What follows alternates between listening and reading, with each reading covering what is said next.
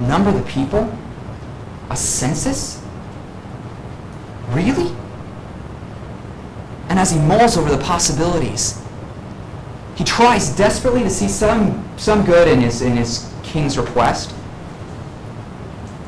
But he knows that look in his eye. There is pride at play. My king. Numbers are in the Lord's hands. You know that. You've seen him bring victory to many as to few. Surely you remember this. And out of the chaos of his thoughts, Joab stutters a question. Turn with me to verse 3. Joab replied to the king, "May the Lord your God multiply the troops 100 times more than they are, while my lord the king looks on. But why does my lord the king want to do this?" And we wait, hoping that the king will see the wisdom in this request, in this question, hoping that he will turn from this plan he has enacted. But Joab's question seems to go unheard. Even when other commanders come up to David, voicing their disapproval, there is no response from the king. There is no response from the king. For there is no arm wrestling with the king's word. His word prevails. And so David blows past the warnings, boots them out the door to do as he's requested. And so Joab again becomes a participant in the king's sin.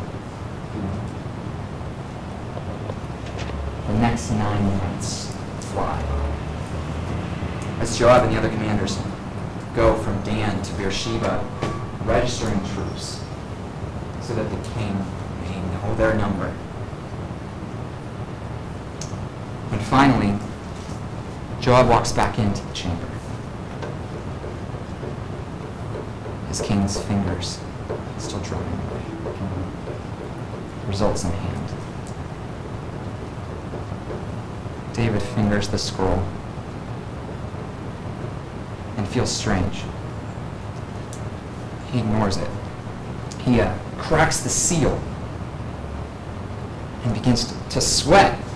And as he unrolls the sheet and looks upon his beloved numbers, conviction washes over him. Oh God, what have I done? I can see the scroll fall to the floor, released from David's hand, and as it clatters on the ground, a tear runs down David's cheek and into his beard.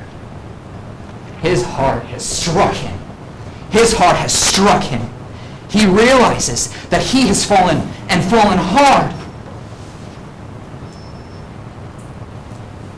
And what was once a single tear now turns to a constant stream. David weeps for what he has done, and he falls from his throne to his knees, humbled before the true king. Surely some place their confidence in chariots and spears, but not I, the Lord's anointed. And from the weeps and the cries on the floor, we hear David call out, "I have sinned greatly in what I have done, but now, Lord, take away the iniquity of your servant, for I have done very foolishly." This admission of foolishness was actually once heard by Saul. I imagine David sees himself in his predecessor's failure now. He too has become a fool. And he is in need of his God's forgiveness. Thankfully, this penitent plea will not go unheard. But there will be consequences. Enter the Lord's prophet, Gad. He walks a similar road that Nathan the prophet once walked to deliver a word from the Lord to the king.